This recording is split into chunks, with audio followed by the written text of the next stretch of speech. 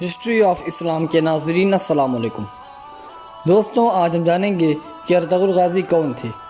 Ertugrul Ghazi کائی قبیلہ کے سردار سلیمان شاہ کے بیٹے اور سلطنت عثمانیہ کے بانی عثمان اول کے والد تھے۔ ارطغرل غازی کی پیدائش سن 1191 کے آس پاس کی ہے اور ان کی وفات 1281 بتائی جاتی ہے۔ ان کا مقبرہ اناطولیہ کے شہر سوگوت میں واقع ہے۔ ارطغرل غازی بہت نیک، پاک باز اور قابل جنگجو تھے۔ انہوں نے اپنی جنگی قابلیت سے بہت سے علاقوں کو صلیبیوں سے فتح کر لیا تھا۔ ان کی خواہش تھی کہ عالم اسلام کو متحد کر کے ایک اسلامی ریاست قائم کی جائے۔ چنانچہ آگے چل کر ان کے بیٹے عثمان غازی نے ان کی اس خواہش کو پورا کیا اور سلطنت عثمانیہ قائم کی۔ یہی وہ پہلا سلطان ہے جس کے نام سے اس کے خاندان میں سلطنت عثمانیہ قائم ہوئی۔ ارطغرل غازی کے والد سلیمان شاہ نہایت دیندار اور وعدے کے پکے تھے۔ جس بات کو وہ کہہ دیتے وہ پتھر کی لکیر ہوتی۔ سن 621 ہجری میں چنگیز خان نے ایک زبردست فوج سلجوکیوں کی دارالسلطنت قونیہ پر حملہ آوری کے لیے روانہ کی۔ سلیمان شاہ کو جب یہ خبر پہنچی کہ منگول نے علاء الدین پر حملہ کیا ہے تو اس کو بہت ملال ہوا، کیونکہ قونیہ کا سلطان مسلمان اور منگول کافر تھے۔ قونیہ کی سلطنت ہمیشہ صلیبیوں کے مقابلے میں جہاد پر رہتی تھی اور منگول نے عالم اسلام کو تہوبالا کر ڈالا تھا۔ سلیمان شاہ نے علاء الدین کو امداد پہنچانے اور لڑائی میں شریک ہو کر شہادت حاصل کرنے کا بہترین موقع سمجھ کر اپنے قبیلے کو کوچ کی تیاری کا حکم دیا۔ سلیمان شاہ کی اس جمعیت کی صحیح تعداد تو معلوم نہیں ہو سکی، مگر سلیمان شاہ نے اس جمعیت کا ایک حصہ جو اپنے بیٹے ارطغرل کو دے کر بطور اول روانہ کیا تھا، اس کی تعداد 444 تھی۔ دنیا کے بڑے بڑے اور اہم واقعات میں جس طرح حیرت انگیز طور پر حسن اتفاق کا معائنہ ہوتا رہا ہے، اسی طرح موقع پر عجیب حسن اتفاق پیش آیا۔ ادھر آرمینیا کی جانب سے یہ مجاہدین کی فوج جا رہی تھی، ادھر منگول کی فوج علاء الدین سلجوقی کی فوج کے مقابل پہنچ گئی تھی۔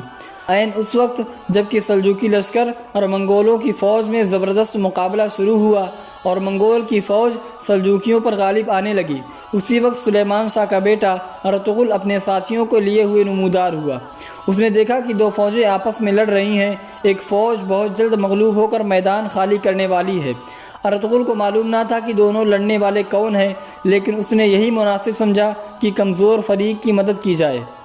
چنانچہ ارطغرل اپنے 444 ساتھیوں کو لے کر کمزور فریق کی طرف سے زبردست فریق پر ٹوٹ پڑا۔ یہ حملہ اس شدت اور دلیری سے کیا گیا کہ دشمنوں کے پاؤں اکھڑ گئے اور وہ میدان میں اپنی بہت سی لاشیں چھوڑ کر بھاگ گئے۔ علاء الدین سلجوقی ذرا دیر پہلے اپنی شکست اور ہلاکت کو یقینی سمجھ رہا تھا۔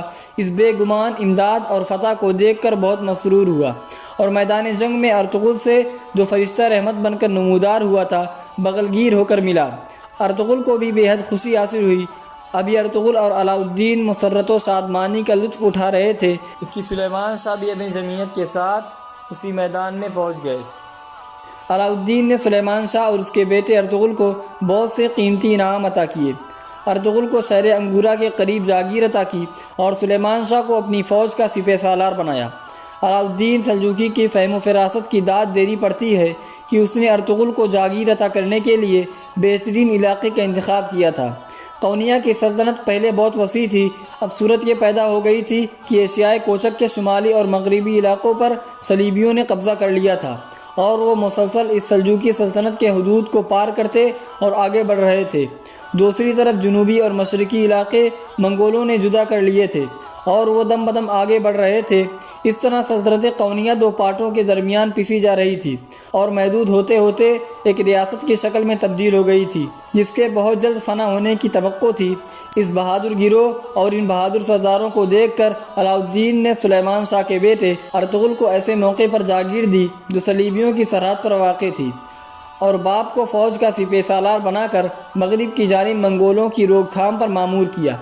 چند روز کے بعد ارطغرل نے رومیوں کی ایک فوج کو شکست دے کر اپنی جاگیر کو صلیبیوں کے علاقے کی طرف وسیع کیا اور اس حسن خدمت کے صلے میں علاء الدین سلجوقی نے بھی اپنی جانب سے انہی اطراف میں اور علاقہ عطا کر کے ارطغرل کی طاقت اور علاقے کو بڑھا دیا اور ارطغرل کے اس طرح طاقتور ہونے سے صلیبیوں کی سرحد کا خطرہ بالکل جاتا رہا۔ مگر چند روز کے بعد سلیمان شاہ دریائے فرات کو عبور کرتے ہوئے فوت ہو گئے۔ ارطغرل اپنے علاقے پر برابر حکمراں رہا اور دم بدم اپنی طاقت کو ترقی دینے میں مصروف رہا۔ چونکہ ارطغرل عیسائیوں کے ساتھ مسلسل جنگ میں مصروف رہا اور عیسائیوں کے علاقے کو فتح کر کر کے اپنے ملک کو وسیع کر رہا تھا، لہذا اس کا اس علاقے میں طاقتور ہونا شاہ قونیہ کے لیے بہت کچھ اطمینان کا باعث تھا، اور وہ ارطغرل کی بڑھتی ہوئی طاقت کو اطمینان کی نظر سے دیکھتا تھا۔ سن 634 میں علاء الدین کا انتقال ہو گیا اور اس کی جگہ اس کا بیٹا غیاث الدین تخت نشین ہوا۔ غیاث الدین کو منگولوں نے اپنی بار بار کی حملہ آوری سے بہت تنگ کیا اور سن 641 میں غیاث الدین نے منگولوں کو ٹیکس دینا منظور کر لیا۔ سلطنت قونیہ کا اس طرح ٹیکس کو منظور کر لینا ارطغرل پر کوئی اثر نہ پڑا، کیونکہ وہ ایک ایسے صوبے کا حکمراں اور فرما روا تھا جو بظاہر منگولوں کے ظلم و ستم سے محفوظ اور مامون تھا۔ سن 657 میں ارطغرل غازی کے گھر ایک بیٹا پیدا ہوا جس کا نام عثمان رکھا گیا۔ یہی وہ عثمان ہے جس کے نام سے ترکوں کے بادشاہوں کو سلاطین عثمانیہ کہا گیا۔